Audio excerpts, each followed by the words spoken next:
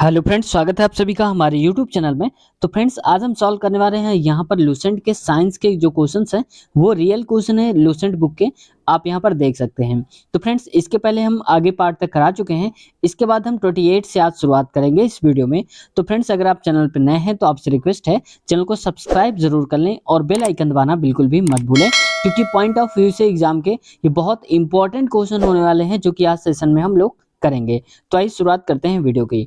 तो देखो फ्रेंड्स, पहला ही क्वेश्चन है, जल के आयतन में क्या परिवर्तन होगा कि तापमान 9 डिग्री से गिराकर 3 डिग्री कर दिया जाए। मतलब अगर बोला जा रहा है कि जो पानी है, जैसे कि मान लो एक गिलास है, इस गिलास में पानी यहाँ तक भरा हुआ है, तो अगर हम तापमान मान लो कि अभी 9 डिग्री है इस गिलास का, और इसको अगर हम कम कर दें इसको, और कम करके हम 3 डिग्री कर दें, तो क्या इसके आयतन कम हो जाएगा या ज़्यादा हो जाएगा, क्या परिवर्तन होगा। तो देखो इसमें क्या है कि हम क्या कर रहे हैं, तापमान को 9 डिग्री से 3 डिग्री की तरफ ला रहे हैं।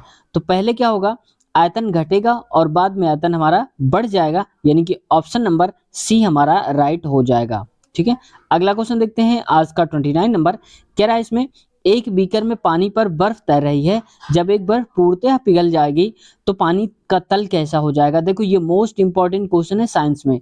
बोला जा रहा है कि एक बर्तन है, उसमें एक बर्फ भरी हुई है, और बर्फ का टुकड़ा जब डाला जाता है तो बर्फ पूरी तरह से जब पानी में पिघल जाएगी तो पानी का लेवल क्या हो जाएगा, क्या ऊपर उठ जाएगा या घट जाएगा, क्या होगा। तो इसमें से देखो क्या है फ्रेंड्स, यहाँ पर उतना ही रहेगा उसका लेवल, कोई फर्क नहीं पड़ने वाला है। तो ऑप्शन नंबर हमारा सी राइट हो जाएगा। अब क्यों नहीं फर्क पड़ेगा, क्योंकि इसको समझते हैं। देखो क्या कह रहा है, अब जैसे मान लो ये गिलास है एक, इस गिलास में मान लो कि हमने छोटा सा एक टुकड़ा डाला और अभी तक यहाँ तक इसकी लेयर है, पानी यहाँ तक पूरा भरा हुआ है। अब जब हम क्या करेंगे, बर्फ का टुकड़ा डालेंगे, तो आपने देखा होगा कि जब हम कोई चीज किसी पानी के अंदर डालते हैं तो उसका जो आयतन होता है, उसका जो एरिया होता है, बढ़ जाता है। तो मान लो कि जब बर्फ का टुकड़ा अंदर डाल देंगे तो ये यहाँ से बढ़कर यहाँ तक मान लो हो जाएगा। तो ये पहले ही अपना जो एरिया है वो कवर कर चुका है, यानी कि बर्फ का जो टुकड़ा है अपना क्षेत्रफल के बराबर पहले ही एरिया कवर कर लिया है, और जब घुल जाएगा तो वो तो इसी के अंदर ही रहेगा। तो इस वजह से उसका जो आयतन है वो क्या रहेगा, कोई फर्क नहीं डालेगा, उतना ही रहेगा जितना बर्फ में पानी डालते समय रहा होगा। तो ऑप्शन सी हमारा राइट हो जाएगा। अगला क्वेश्चन देखो 30, कह रहा है कि जब किसी बोतल में, अच्छा इसको थोड़ा अगले स्लाइड में देख लेते हैं। 30 में देखो कह रहा है यहाँ पर, 30 में कह रहा है कि जब किसी बोतल में पानी भरा जाता है और उसे जमने दिया जाता है, यानी कोई बोतल है उस पर हम पानी भर दें और वो पानी को जम जाता है, पूरी तरह से बर्फ बन जाता है, तो बोतल टूट जाती है। यानी कि पानी अगर बोतल के अंदर जम जाएगा, बर्फ बन जाएगा, तो बोतल कई बार फट जाती है, टूट जाती है। ऐसा क्यों होता है। तो देखो क्या होता है कि पानी जमने पर क्या होता है, बर्फ फैलता है। यानी कि कहने का मतलब है, जब पानी हमारा लिक्विड फॉर्म पे होता है तो उसका आयतन कम होता है, लेकिन जैसे ही वो जमना शुरू हो जाता है तो उसके अंदर एयर के जो पार्टिकल्स होते हैं छोटे छोटे से, वो हो जाते हैं और उसका एरिया बढ़ जाता है बर्फ का। जब एरिया बढ़ेगा तो बोतल तो उतनी रहेगी, तो दबाव डालेगा बाहर की तरफ, तो इस वजह से बोतल फट जाती है। तो ऑप्शन ए हमारा राइट आंसर हो जाएगा। अगला क्वेश्चन देखो यहाँ पर कह रहा है 31 पे, कह रहा है कि जब सड़क पर चलने की अपेक्षा बर्फ पर चलना कठिन होता है, ऐसा क्यों। कह रहा है कि अगर हम बर्फ पर चलते हैं वहां पर, तो बर्फ पर चलना थोड़ा सा मुश्किल हो जाता है, लेकिन जब सड़क पर चलते हैं तो आसान होता है। ऐसा क्यों होता है। तो देखो फ्रेंड्स, ऐसा इसलिए होता है यहाँ पर, क्योंकि बर्फ में सड़क की अपेक्षा घर्षण कम होता है। यानी कि हम ये कहते हैं यहाँ पर कि जब हम किसी सतह पर चलते हैं और अगर हम फिसल जाते हैं, तो फिसलने का मतलब कि घर्षण कम हो गया, यानी कि नीचे की तरफ जो हम घिस रहे हैं, जो हमारा चिपकाव है, घसाव है, वो कम हो रहा है। इसका मतलब घर्षण कम हो रहा है। तो बर्फ होती चिकनी, और चिकनी इसलिए होती है क्योंकि उसका घर्षण कम हो जाता है। तो घर्षण कम हो जाता है तो चलना कठिन हो जाएगा। तो जिसमें घर्षण हमारा जितना कम होगा उतना ही हमें चलने में कठिनाई होगी, उतना ही फिसल जाएंगे, क्योंकि यहाँ पर जमीन हमारे पैर को पकड़ नहीं पाएगी सही से और हम फिसल जाएंगे, घर्षण कम है। और अगर हम सही से चल पा रहे हैं रोड पर, खुरदुरी हल्का सा है, तो इस वजह से क्या है, घर्षण ज्यादा है। तो ऑप्शन नंबर डी हमारा राइट हो जाएगा। अगला क्वेश्चन देखते हैं 33 नंबर। अब इसमें क्या है, लोहे की कील पारे में क्यों तैरती है जबकि यह पानी में डूब जाती है। यानी कि अगर कोई लोहे की कील है, उसको अगर हम पारे में डालें तो वो तैरती रहती है, डूबती नहीं है, लेकिन अगर उसी कील को उठाकर पानी में डाल दे तो वो डूब जाती है। ऐसा क्यों होता है। तो को फ्रेंड्स, ये क्या होता है कि घनत्व पर डिपेंड करता है कि कितना घना है, कितना क्या है। तो घनत्व पर ही डिपेंड करेगा। जैसे कि लोहे का घनत्व पानी से अधिक होता है तथा पारे से कम होता है। यानी कि जब कोई वस्तु पानी पर तैरती है या तैरने का प्रयास करती है, तो अगर वस्तु पानी में तैर रही है, इसका मतलब यह है कि वस्तु का जो भार है पानी की घनत्व से कम है। यानी कि अगर पानी का घनत्व ज्यादा रहेगा और उससे कम घनत्व की वस्तु ऊपर तैर रही होगी, और अगर पानी से ज्यादा घनत्व की कोई वस्तु आ जाएगी तो पानी में डूब जाएगी। यही मीडियम है। तो यहाँ पर यही कह रहा है कि लोहे का घनत्व पानी से अधिक है तथा पारे से कम है। तो पारे से अगर कम है यहाँ पर, तो हम कहेंगे यहाँ पर कि पारे से कम है, यानी कि पारे से हल्की, जैसे कह सकते हैं कील होगी तो पानी में डूबेगी नहीं। लेकिन पानी की घनत्व से ज्यादा है तो पानी का जो घनत्व है वो कम पड़ जाता है और कील ज्यादा हो जाती है, तो इसलिए यहाँ पर डूब जाती है। अगला क्वेश्चन जो मोस्ट इंपॉर्टेंट क्वेश्चन की श्रेणी पर आता है, तो यहाँ पर देखो फ्रेंड्स, जो मोस्ट इंपॉर्टेंट है यहाँ पर कह रहा है पानी का घनत्व अधिकतम होता है, यानी कि पानी सबसे ज्यादा घनत्व घना कब होता है, यानी कि उसका जो एरिया है वो कम हो जाएगा क्योंकि घनत्व ज्यादा हो रहा होगा। ठीक है, तो कब होता है, तो ये होता है 4 डिग्री सेल्सियस पर। ऑप्शन नंबर सी हमारा राइट हो जाएगा। ये बहुत बार एग्जाम में पूछा गया है, आप देख सकते हैं यहाँ पर बीपीएससी ने भी पूछा हुआ है इस क्वेश्चन को। अगला क्वेश्चन देखो यहाँ पर लिखा हुआ है, यहाँ पर कह रहा है, इसमें कह रहा है वस्तु की मात्रा बदलने पर अपवर्तित रहेगा, यानी कि कोई वस्तु है उसकी मात्रा हम कम ज्यादा कर दें तो क्या नहीं बदलेगा, तो ये नहीं बदलेगा फ्रेंड्स इसका घनत्व। तो ऑप्शन नंबर डी इसका राइट हो जाएगा। अगर मान लो कि यहाँ पर एक छोटा सा टुकड़ा है पत्थर का, अगर हम यहाँ से तोड़ दें तो क्या वो उतना ठोस नहीं रहेगा जितना इधर वाला रहेगा, तो ये तो इतना ही रहेगा ना। तो इसका मतलब घनत्व तो सेम रहता है, हम चाहे छोटा पत्थर कर लें, चाहे उसी के 3 टुकड़े कर दें, चाहे 4 कर दें, वो ठोस तो उतना ही ठोस रहेगा। अगला देखो यहाँ पर कह रहा है कि 36 नंबर पे समुद्र में प्लवन करते आइसबर्ग का कितना भाग समुद्र की सतह से ऊपर रहता है, यानी कि अगर हम समुद्र में तैरते हैं तो वहां पर हमारा कितना भाग जो है ऊपर रहता है समुद्र के, यानी कि पानी के ऊपर रहता है, और नीचे कितना भाग रहता है, तो ये रहता है बी, यानी कि 1/10। यानी कि अगर हम कहेंगे कि 10 हिस्से में से एक हिस्सा हमारा ऊपर रहता है, 9 हिस्से नीचे रहते हैं, तो कंफ्यूज नहीं होना, 1/9 में टोटल 10 होता है, उसमें से एक हिस्सा जो है वो ऊपर रहता है, यानी कि 1/10 हमारा राइट आंसर हो जाएगा। 37 नंबर क्वेश्चन पे कह रहा है कि बर्फ के 2 टुकड़ों को आपस में दबाने पर टुकड़े आपस में चिपक जाते हैं, यानी कि 2 बर्फ के अगर हम टुकड़े लेते हैं और उनको तेजी के साथ दबा देते हैं, एक ही करने की कोशिश करते हैं, तो वो चिपक जाते हैं। ऐसा क्यों होता है, तो देखो ऐसा क्यों होता है, क्योंकि जब हम दोनों को दबाते हैं तो दाब इन दोनों पर बढ़ जाता है, और जब दाब बढ़ जाता है तो गलनांक घट जाता है, यानी कि इनका जो गलनांक होता है वो कम हो जाएगा। तो दाब अधिक होने से बर्फ का गलनांक घट जाता है, यानी कि ऑप्शन नंबर ए हमारा राइट आंसर हो जाएगा। अगला क्वेश्चन है 38 नंबर, और 38 नंबर क्वेश्चन पे कहा जा रहा है हवाई जहाज से यात्रा करते समय पेन से स्याही निकलने लगती है, यानी कि हम कहें कि अगर हम प्लेन पर बैठे हैं तो कई बार ऐसा होता है कि हमारा पेन लीक कर जाता है। ऐसा क्यों होता है, तो ऐसा इसलिए होता है क्योंकि ऊपर का जो दबाव है वायुमंडलीय दाब वो कम हो जाता है, तो नीचे की तरफ लगाता है जो दाब ऊपर से वायुमंडलीय दाब वो नहीं लगा पाता है उतना। तो इस वजह से क्या होता है कि हमारे पेन की जो इंक है वो बह जाती है, निकल जाती है। तो ऑप्शन ए राइट हो जाएगा, यानी कि वायुमंडल में कमी के कारण, यानी कि वायु दाब में कमी के कारण, यानी कि जो एटमॉस्फेरिक प्रेशर होता है उसकी वजह से क्या हो जाता है, ये इंक निकलने लगती है। अगला क्वेश्चन जैसे कि आज का लिखा है 39 नंबर, और 39 पे कह रहा है ऊंचाई की जगहों पर पानी 100 डिग्री के नीचे की तापमान पर क्यों उबलता है, यानी कि कह रहा है कि अगर ज्यादा ऊंचाई पर हम जाते हैं तो पानी अगर हम उबालना शुरू करें तो 100 डिग्री पहुंचने से पहले जो टेम्परेचर है 100 डिग्री नहीं हो पाएगा, उससे पहले ही उबलने लगता है पानी।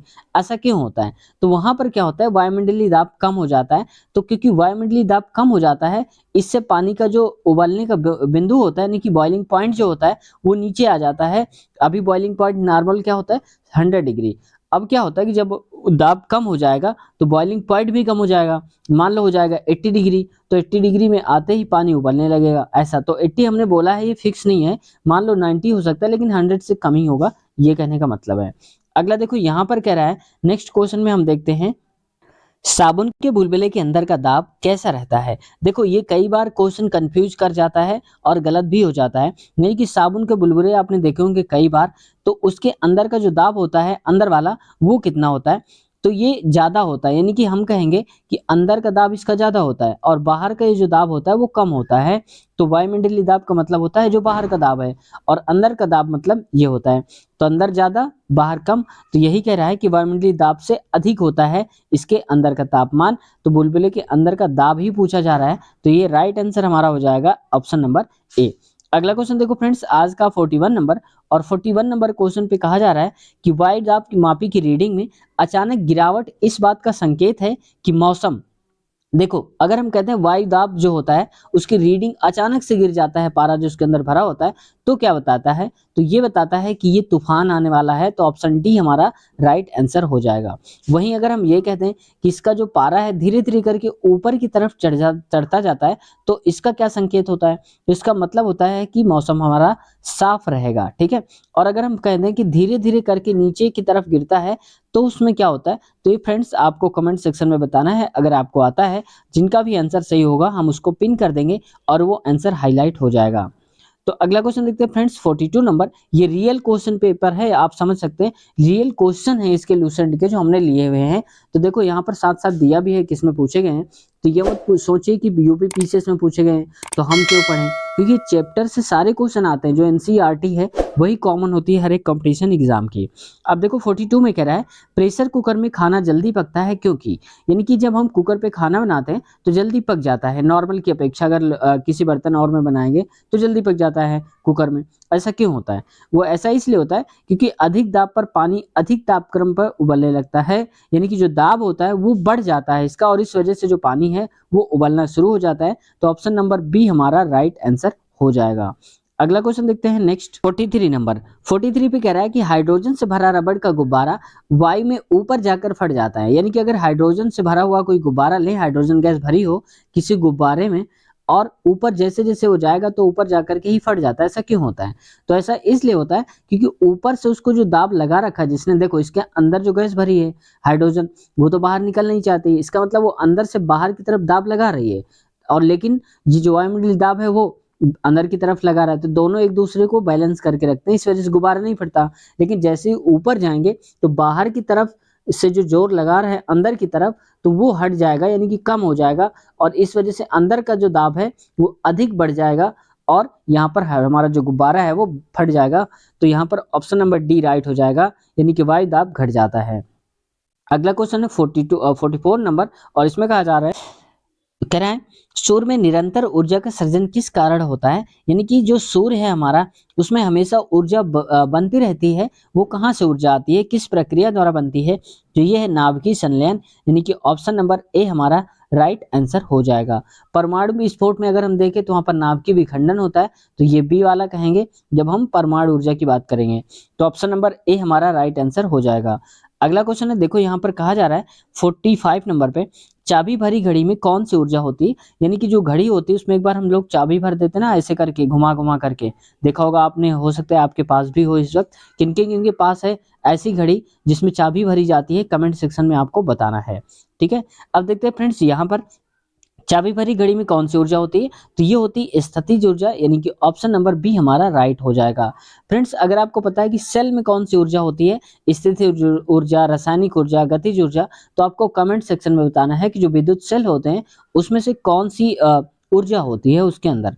अगला देखते हैं 46 नंबर, और 46 नंबर क्वेश्चन पे कहा जा रहा है यहाँ पर, कह रहा है कि जब हम रबड़ के गद्दे वाली सीट पर बैठते हैं या गद्दे पर लेटते हैं तो उसका आकार परिवर्तित हो जाता है, ऐसे पदार्थ में पाया जाता है, क्या पाया जाता है, कौन सी ऊर्जा पाई जाती है, तो देखो जब कोई गद्दा होता है उस पर हम बैठते हैं तो वो नीचे की तरफ दब जाता है, तो ये कौन सी ऊर्जा होती है उसके अंदर, तो ये होती है स्थितिज ऊर्जा, यानी कि ऑप्शन नंबर बी हमारा राइट आंसर है।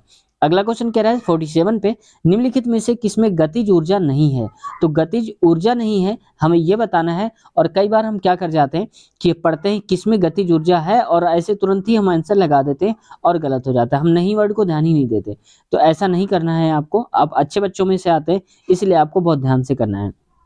गतिज ऊर्जा नहीं है, तो देखो यहाँ पर देखो चली हुई जो गोली है वो भी गतिज ऊर्जा है, चलता हथौड़ा भी गतिज ऊर्जा है, बहता पानी भी गतिज है, लेकिन गतिज नहीं है कौन सा, खींचा हुआ धनुष, उसमें स्थितिज ऊर्जा होती है, तो ऑप्शन डी हमारा राइट आंसर हो जाएगा। अगला क्वेश्चन देखो यहाँ कर, कहते हैं यहाँ पर 48 नंबर, और 48 नंबर पे कह रहा है जब एक चल वस्तु की गति दुगनी हो जाती है तो उसकी गतिज ऊर्जा क्या है, यानी कि कोई वस्तु है चल रही है, उसकी स्पीड यानी कि जो गति है वेलोसिटी उसको हम दोगुना करते हैं तो उसकी गतिज ऊर्जा कैसी हो जाएगी, तो देखो यहाँ पर आपको पता होगा हाफ एम वी स्क्वायर एक फार्मूला होता है, तो वी इसकी गति है, तो गति को हम दोगुना कर रहे हैं, तो दोगुना का स्क्वायर क्या हो जाएगा 4 गुना, तो हम कहेंगे हमारी जो स्थितिज ऊर्जा हो जाएगी, गतिज ऊर्जा हो जाएगी सॉरी, तो वो कितनी हो जाएगी, चौगुना हो जाएगी, option number B right answer हो जाएगा। अगला कह रहे हैं यहाँ पर, निम्नलिखित में से कौन सा नियम इस कथन को वैध ठहराता है कि द्रव्य का ना तो सृजन किया जा सकता है और ना ही विनाश। यानी कि ऐसा कौन सा नियम है जो ये कहता है कि जो द्रव्यमान होता है ना तो हम उसको बना सकते हैं ना ही उसको हम बिगाड़ सकते हैं, यानी कि मिटा सकते हैं, नष्ट कर सकते हैं। तो किसने संरक्षण दिया था? तो ये था ऊर्जा की बात हो रही है यहाँ पर। तो ऊर्जा संरक्षण का नियम है, option number A right answer हो जाएगा। ठीक है, अगला क्वेश्चन देखते हैं। आज का नेक्स्ट क्वेश्चन है और 50 नंबर क्वेश्चन पे यहाँ पर कह रहा है कि साइकिल चलाने वाला मोड़ लेते समय क्यों झुकता है। यानी कि जब कोई साइकिल चला रहा होता है, हम में से बहुत से लोग बचपन में चलाते हैं, सीखते हैं और अब तो चलाते ही हैं, है ना।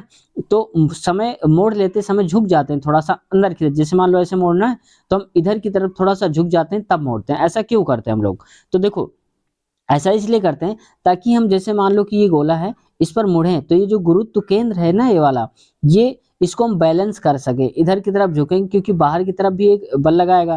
तो अगर वो ज्यादा तेज लगा लेगा तो हम गिर जाएंगे। ऐसे में वो बल लगा रहे हैं, हमें इधर झुकना है क्योंकि गुरुत्व केंद्र ये इधर खींचेगा, ये इधर खींचेगा, तो हम बीच में क्या रहेंगे? बैलेंस रहेंगे। और जैसे ही एक दूसरे का बैलेंस हटता है, हम गिर जाते हैं फटाक से और रोने लगते हैं, है ना। मम्मी फिर आती हैं, उठाती हैं हम लोगों को। आगे अच्छा उठाती थी, अब तो खैर नहीं उठाती, है ना। अब देखो अगला है, वह झुकता है ताकि गुरुत्व केंद्र आधार के अंदर बना रहे, वह जिसे गिरने से बचा ले। तो वही हमने बताया कि वो नीचे की तरफ झुकता है ताकि पीछे की तरफ, अंदर की तरफ, ताकि उसका गुरुत्व केंद्र कायम रहे। तो फ्रेंड्स, आज की वीडियो कैसी लगी? आज की वीडियो यहीं तक रखते हैं। नेक्स्ट पार्ट में हम अगले क्वेश्चन लेते हैं।